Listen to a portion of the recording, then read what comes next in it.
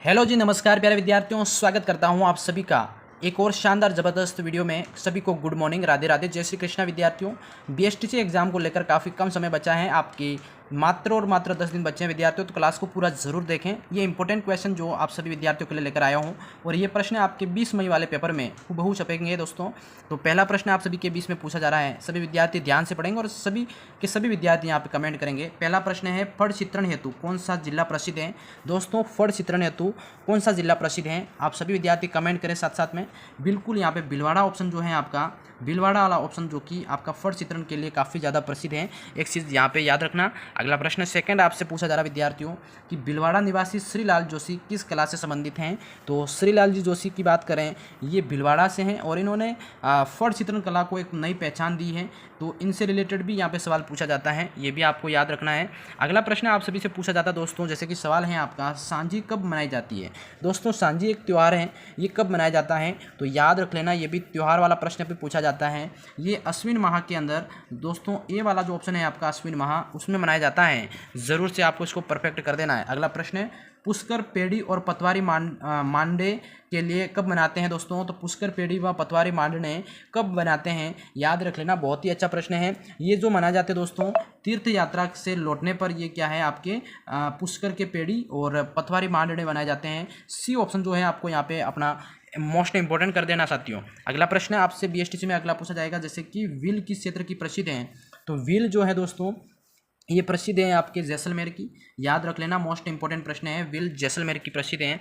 अगला सवाल आपसे यहाँ पे फिर से पूछा जाएगा, राजस्थान के किस क्षेत्र के लोग मक्का की रोटी बड़े चाव से खाते हैं। बताओ भाई, बहुत ही अच्छा प्रश्न है, राजस्थान के कौन से क्षेत्र के जो लोग हैं मक्का की रोटी बड़े चाव से खाते हैं, याद रख लेना भाई। एक तो डूंगरपुर वाले और उदयपुर वाले, बाकी दूसरों को कोई पता नहीं है इसमें, ठीक है। डूंगरपुर और उदयपुर वाले जो लोग हैं मक्के की रोटी को बड़े चाव से खाते हैं। अगला प्रश्न है आपसे पूछा जाता है, जैसे पापड़ और भुजिया, ये कहाँ की प्रसिद्ध हैं विद्यार्थियों। पापड़ और भुजिया तो काफ़ी प्रसिद्ध है राजस्थान के अंदर, ये बीकानेर की सबसे ज़्यादा प्रसिद्ध है, याद रख लेना, इंपॉर्टेंट है। हाँ जी, बीएसटीसी के अंदर इसी प्रश्न पूछे जाते हैं आपके।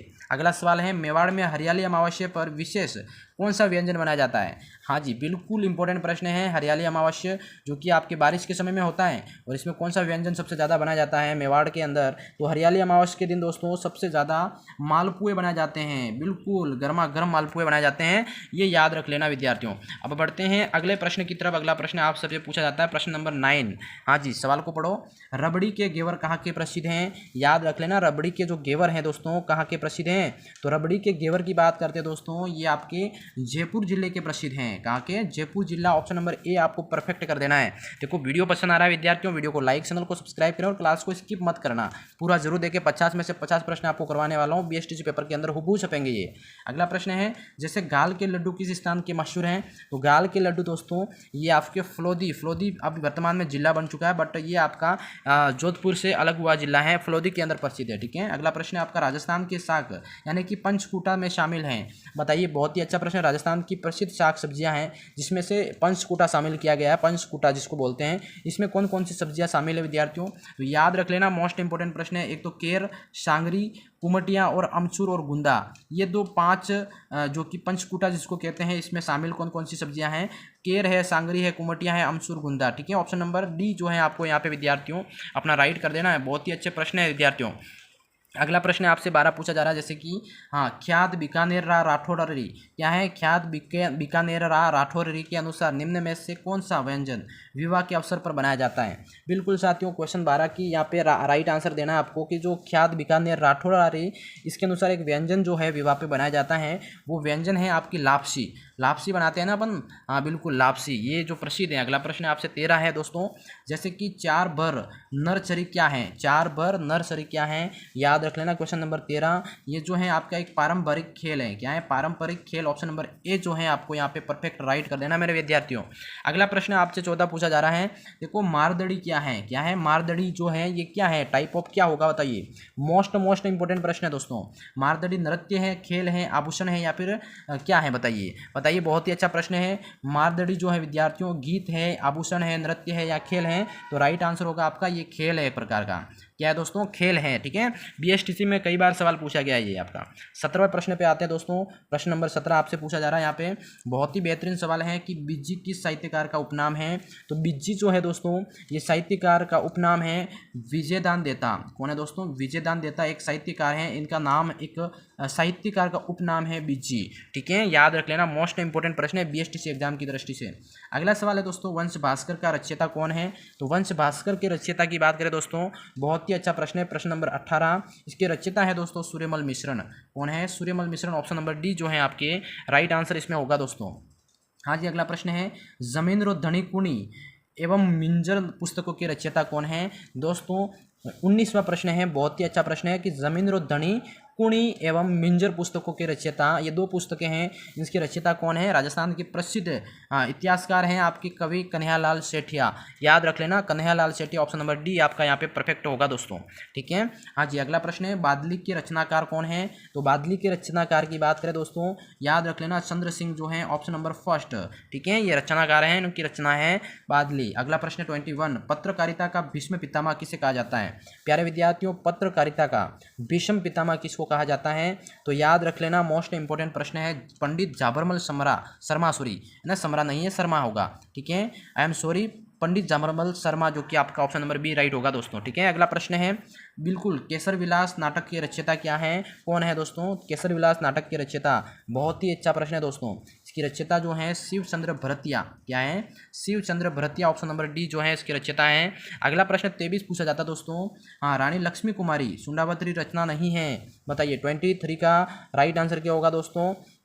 धरती धोरारी जो है, धरती रो धिनो जो है आपका क्या है दोस्तों, इनकी रचना नहीं है। बाकी केरे चकवा बात, हुंकारो दोसा, मांझल रात, ये जो रचनाएं हैं किसकी है, रानी लक्ष्मी कुमारी की है। जबकि धरती रो धिनो कौन है, ये आपकी रचना इनकी नहीं है, ये जरूर याद रखना। अगला प्रश्न दोस्तों, निम्न में से एनल्स क्या है, annuls and activities of Rajasthan नामक ग्रंथ के रचनाकार कौन है। मोस्ट इंपोर्टेंट प्रश्न दोस्तों।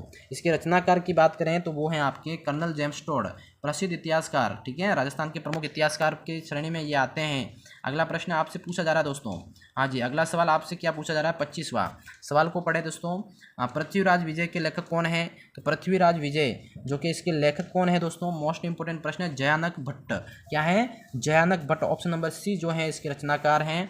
याद रखें विद्यार्थियों, हुबहू छपेंगे ये प्रश्न आपके। कान्हड़ दे प्रबंध का रचयिता कौन है। तो कान्हड़ दे प्रबंध के रचयिता है दोस्तों कवि पद्मनाथ। ऑप्शन नंबर सी जो है आपका यहाँ पे मोस्ट इंपोर्टेंट प्रश्न दोस्तों। अगला प्रश्न आपसे पूछा जा रहा है, जैसे कि आपका यहाँ पे ध्यान रखें, सवाल क्या है दोस्तों।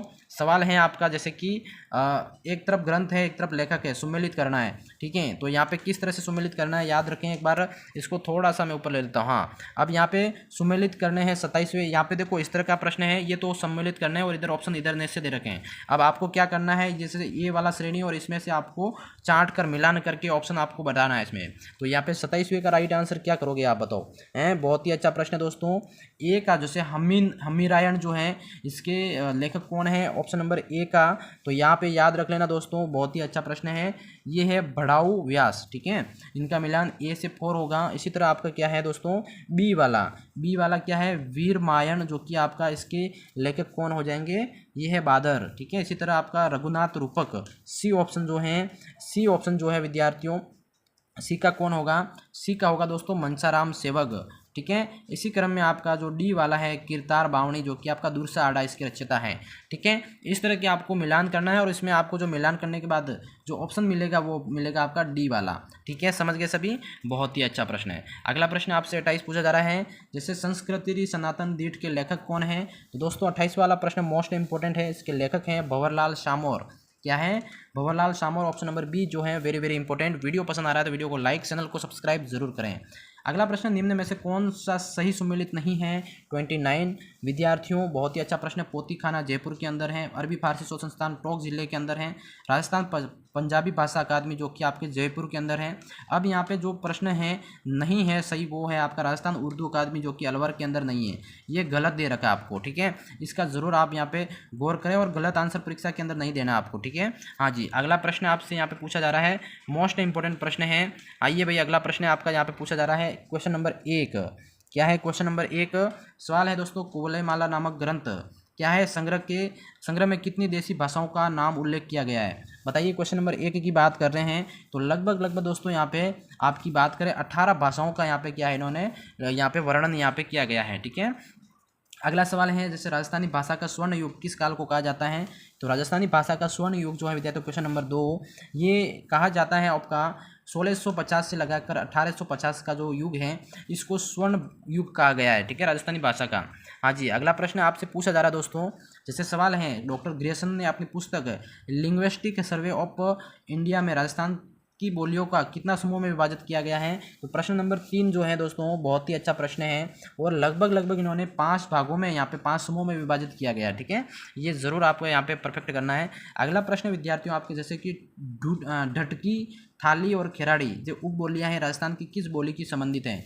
प्रश्न नंबर 4 जो है दोस्तों, ये जितनी भी उप बोलियाँ हैं ये मारवाड़ी भाषा की उप बोली है, याद रख लेना। अगला प्रश्न 5वां पूछा जा रहा है, जैसे कि सोरठा, छंद, मांड राग जो कि जिस बोली की शिल्पगत विशेषता है वो बोली कौन सी है? प्रश्न नंबर 5 विद्यार्थियों, ये सब मारवाड़ी भाषा की एक विशेषता है। Option number a perfect right करना है। ठीक है, हाँ जी बिल्कुल। अगला प्रश्न है, उदयपुर, भीलवाड़ा, चित्तौड़गढ़ में अधिकांश बोली कौन सी बोली जाती हैं? तो उदयपुर, भीलवाड़ा, चित्तौड़गढ़ के अंदर दोस्तों क्वेश्चन नंबर 6, हाँ यहाँ पे मेवाड़ी भाषा बोली जाती है सबसे ज़्यादा, याद रख लेना। हाँ जी, अगला प्रश्न आपसे सात पूछा जा रहा है, बागड़ी बोली राजस्थान के किस भाग में बोली जाती है? 7वां प्रश्न है, बागड़ी बोली दोस्तों ये दक्षिणी पश्चिमी जो भाग हैं जहाँ पर यहाँ पे ये बोली जाती है, कौन सी? बागड़ी बोली। ठीक है, बहुत ही अच्छा प्रश्न है। अगला प्रश्न विद्यार्थियों, ग्रियर्सन ने बागड़ यानी कि डूंगरपुर बांसवाड़ा में कौन सी बोली जो बोली जाने वाली बोली कहा है? दोस्तों बिल्कुल, बोली जाने वाली बोली को क्या कहा है इन्होंने? ग्रियर्सन ने बांगड़ बोला है डूंगरपुर में। तो यहाँ पे बताइए दोस्तों 8वां का राइट आंसर क्या होगा? बिल्कुल, इन्होंने यहाँ पे भीली भाषा इसको कहा है। कौन सी? बांगड़ को बोली इन्होंने, बांगड़ बोली जो है डूंगरपुर बांसवाड़ा में बोली जाती है, इसको भीली बोली इन्होंने नाम दिया है। ठीक है, ये जरूर याद रखें। अगला प्रश्न दोस्तों, दादू पंत का साहित्य किस भाषा में संग्रहित है? दादू पंत का जो साहित्य है दोस्तों ये जो है आपके ढूंढाड़ी भाषा के अंदर संग्रहित है, याद रख लेना।